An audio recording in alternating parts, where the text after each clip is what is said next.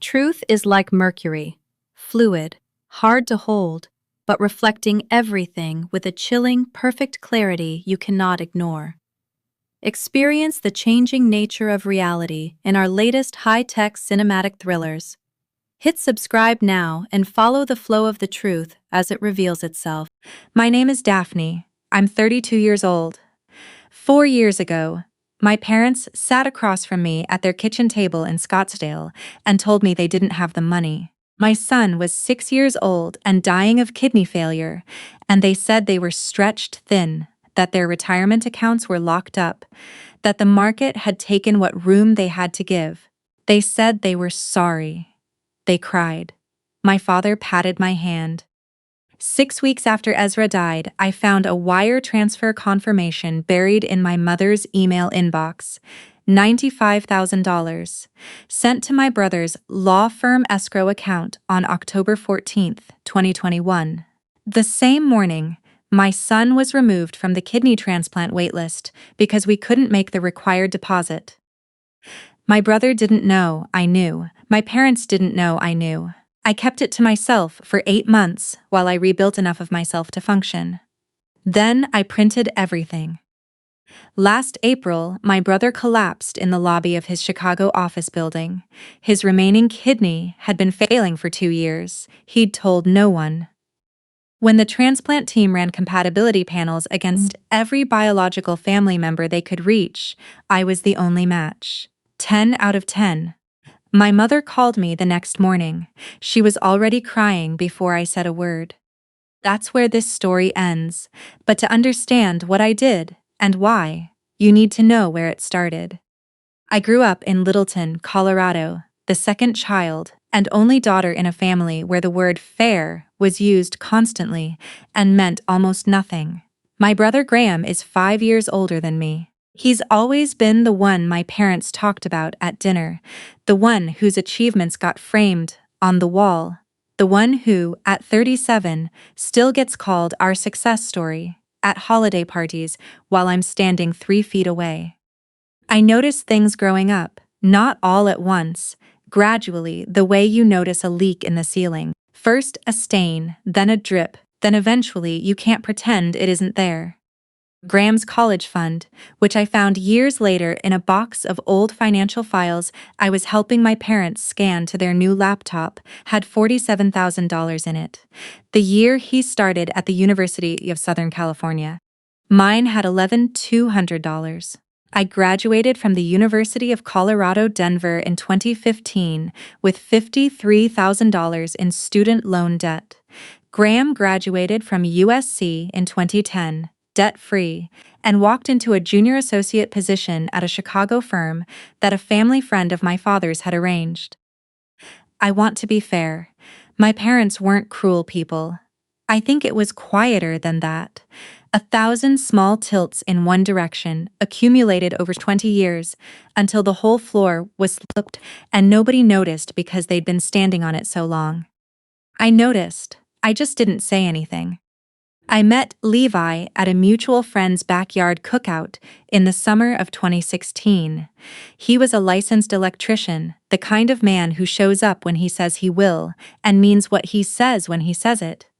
My parents asked, within the first 10 minutes of meeting him, whether he had benefits. He did. They seemed only partially satisfied.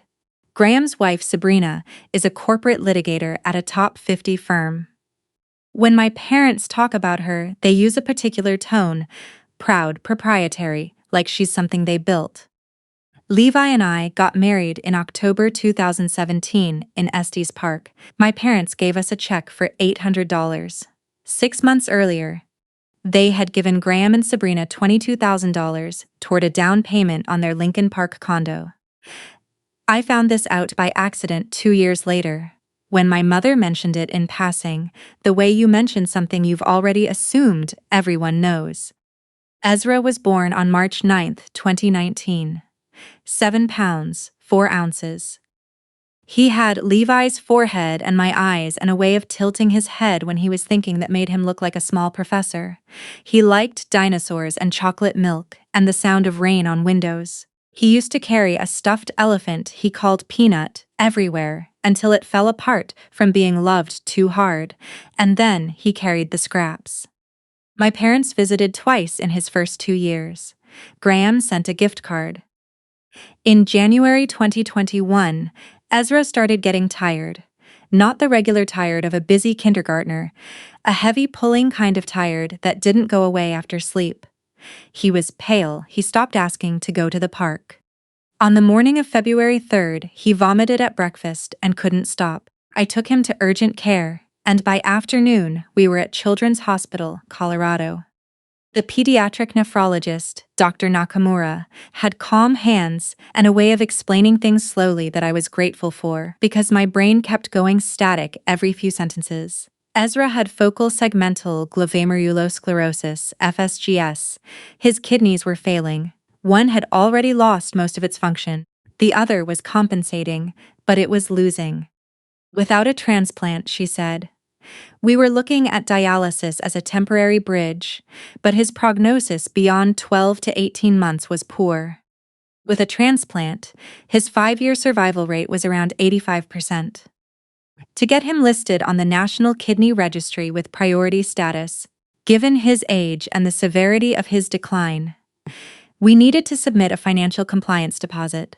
The total first-year cost, including surgery, immunosuppressants, and post-op monitoring, was projected at $1.1 million.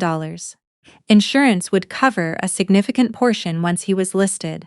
The listing deposit was $112,000. Levi and I drove home in silence. Ezra was asleep in the back seat. He had a small dinosaur sticker on his sleeve from the nurse. We had $18,000 in savings. Levi had a 401k, maybe $31,000 net after penalties and taxes. My IRA had $14,000. We were renting our house in Aurora, no equity to pull. We made a combined income of around $89,000 a year. The math didn't move. We started a fundraiser. Levi wrote the description because I couldn't get 2 sentences out without deleting them. Our son Ezra is 6 years old and needs a kidney transplant. He likes T-Rex and making pancakes with his dad on Saturdays. Please help us bring him home. In 5 weeks, we raised $34,600. The comments and messages from strangers kept me alive during that period in a way I cannot fully explain. People gave $10. People gave $200. A woman in Minnesota sent a card with a hand-drawn elephant because she'd read about Peanut in the description and wanted Ezra to have a new one. We were still $49,400 short. On April 6th, Levi looked at me across the kitchen table at 2 a.m. and said what we'd both been not saying. We need to ask your parents. I hadn't asked them for money since I was 22 and briefly between jobs. My father had given me a 45-minute lecture about financial planning. I had not asked since. This was Ezra. I called my mother on April 9th at 7 in the evening. I told her everything, the diagnosis, the numbers, the fundraiser, what we still needed. There was a long pause. "Oh, sweetheart," she said. Her voice was careful, measured. "That's terrifying. Have you looked into hospital foundation assistance programs?" "We've applied for everything, Mom. We need $49,000. Let me talk to your father."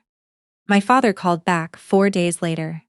He said they were sorry. He said they were heartbroken. He said the market had been rough and most of their retirement savings were in index funds they couldn't liquidate without significant penalties. He said they were on Social Security and their pension and their fixed income, and they couldn't destabilize their retirement for an expense that he paused, that had uncertain outcomes. I said, "Ezra is 6 years old." He said, "We know, but we have to protect ourselves." I asked how much they had in accessible savings. He said that wasn't relevant to the conversation. Every door I tried, he closed. "I'm sorry. We wish we could. We can't." He hung up. I sat there staring at my phone. Levi tried next. Called my father directly 3 days later. Kept it from me because he didn't want me more broken than I already was. He told me about it months after Ezra died. My father's response, according to Levi, was precise. "Son, we understand you're scared, but we can't make emotional decisions with retirement savings. That's not how responsible adults manage capital." Levi told me that, and then he just looked at his hands. The deposit deadline was May 15th. On May 14th, we were still $31,000 short. I called the hospital's financial coordinator. She said they could not move forward with the listing process without the full deposit. She said she was sorry. She sounded like she meant it. Ezra was placed on dialysis in June. It bought us time we had no way to use. On October 4th, 2021, at 4:17 in the morning, Ezra's remaining kidney went into acute failure. We were already at Children's Hospital. Levi and I stayed with him. We read him books. We watched his shows on a tablet propped against the hospital tray. He held Peanut 2, the stuffed elephant from Minnesota, in both hands. He asked me once, quietly, if he was going to get better. I told him we were doing everything we could. He died at 9:22 in the morning. He was 6 years old. I didn't call my parents. Word traveled. They flew in for the funeral. They'd sat 2 rows behind us. My mother wore a gray wool coat I'd never seen before. She embraced me outside the chapel and whispered that she was so sorry. I stood very still until she let go. My father shook Levi's hand. They sent flowers the following week and a check for $300, which I tore into pieces, then retrieved from the trash, then kept in a drawer, because I didn't know what to do with that particular shape of rage. For 2 months, I existed in a way that barely qualified as living. On December 18th, at 1:40 in the morning, I was lying in bed when I opened my mother's email on the old iPad we kept on the kitchen counter. She'd logged in years ago and never logged out. I don't know why I opened it that night. Maybe I was looking for something to hurt me. Maybe I was already hurting so much that nothing seemed dangerous. I found it in 12 minutes. An email from my father to my brother. October 14th, 2021, 10:51 in the morning. Subject line, Graham's firm launch, final transfer. Graham transfer is confirmed. $95,000 to your business escrow from the joint account. Expect it cleared by end of day. Your mother and I believe in what you're building. A law practice is a tangible, appreciating asset. It generates income and compounds value over time. We have spoken at length about Daphne's situation, and we want to help where we can, but the reality is that pediatric medical outcomes are statistically unpredictable, and we cannot responsibly liquidate capital for an uncertain return. Family wealth is best preserved through investment in durable, productive assets. Your firm is exactly that. Make us proud. October 14th, the same day Ezra was removed from the transplant waitlist for non-payment. I got out of bed. I sat at the kitchen table and opened my laptop. I pulled up the Colorado Secretary of State Business Registry. Graham's firm, incorporated November 2021, listed startup capital of $95,000. I went back to my mother's email and kept reading. My father's fidelity statement from September 2021, balance $712,000. My mother's IRA rollover, the account she'd told me was basically untouchable, $438,000. Combined over $1.1 million in retirement savings, plus their Scottsdale condo, Zillow estimated $410,000. They didn't have liquidity, they had a choice. I printed everything, 57 pages. I put them in a 3-ring binder in the order they happened. Ezra's diagnosis paperwork, the deposit requirements, the fundraiser timeline, the phone call where my father said uncertain outcomes, the October 14th email, the wire transfer confirmation, the account balances, Ezra's death certificate. I put the binder in the closet and closed the door. I didn't cry. I was done with crying. Levi found me at the table at 6 in the morning. I showed him the binder. He read it slowly from the beginning when he reached the email. The part about uncertain return and durable, productive assets. He set it down and didn't pick it up again. They had the money, he said. They always had the money. He was quiet for a long time. Then, what do you want to do? I want to have dinner with them, I said. All of us. My parents, Graham and Sabrina, you and me. I want to sit across a table from them. He looked at me. I want them to look me in the eye, I said. He nodded. Okay. I called my mother 3 days later. She answered immediately. I said I thought we should try to heal. I said I wanted a family dinner, that I'd make the arrangements. She cried. She said yes. She said she was so glad. Levi and I flew to Scottsdale on a Saturday in February 2022. Graham and Sabrina drove up from wherever they'd been staying. We sat at my parents' dining room table. New furniture, a wine refrigerator built into the kitchen island. My mother made brisket. My father opened a $45 bottle of Cabernet. I know because the receipt was sitting on the counter. The first 20 minutes were small talk. My father asked Levi about electrical code updates in Colorado. My mother asked if we were eating enough. Graham talked about his firm's first case. Sabrina mentioned a conference in San Francisco. My father turned to me. How are you holding up, Daff? Are you back to work? Not yet, I said. It's been hard to concentrate. A brief silence. I reached into my bag and placed the binder on the table. Everyone looked at it. This, I said, is Ezra's death certificate. Page 1, October 4th, 2021. Cause of death, acute renal failure due to focal segmental glomerulosclerosis. I looked around the table. He was 6.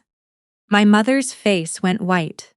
Page 4, the deposit requirement from Children's Hospital, Colorado. $112,000. Due May 15, 2021. We needed $49,000. Without it, Ezra couldn't be listed. Without listing, he had no path to a transplant. My father's jaw tightened. Page 9. I slid the paper to the center of the table. Wire transfer confirmation. October 14, 2021. From your joint Pinnacle Bank account. $95,000.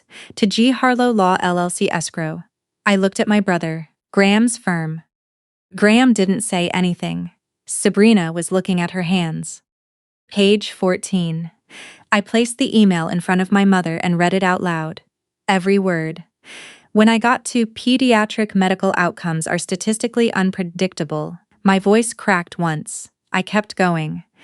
When I reached family wealth is best preserved through investment in durable, productive assets, Graham stood up. Daphne, I didn't know the full picture. I knew you were going through something with Ezra, but I didn't know the deposit amount. I didn't know the deadline. You didn't ask, I said. He sat back down. Page 22.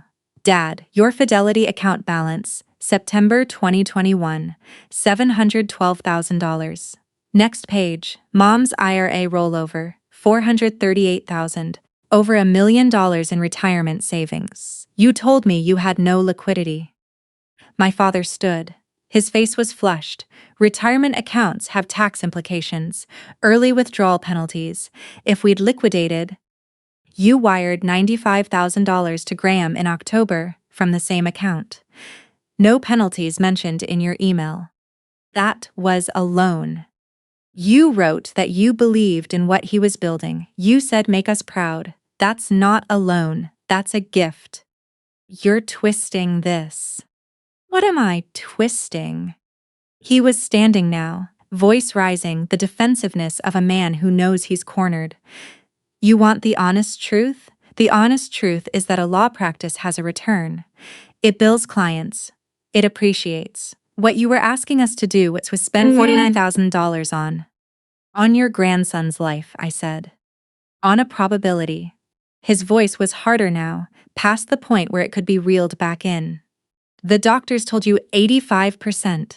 That still means 1 in 6 children don't make it. We are in our late 60s. We cannot bet our retirement on 1 in 6. Graham's investment was a certainty. You were asking us to choose between a guarantee and a gamble. And we chose the guarantee. I'm not going to stand here and pretend I'm not the kind of person who made that calculation, because I am. The table was silent. Guarantee, I repeated. Yes. Ezra was a gamble. He didn't answer. Say it like you wrote it, I said. Say it the way you wrote it in that email. He looked away. Uncertain return, I said for him.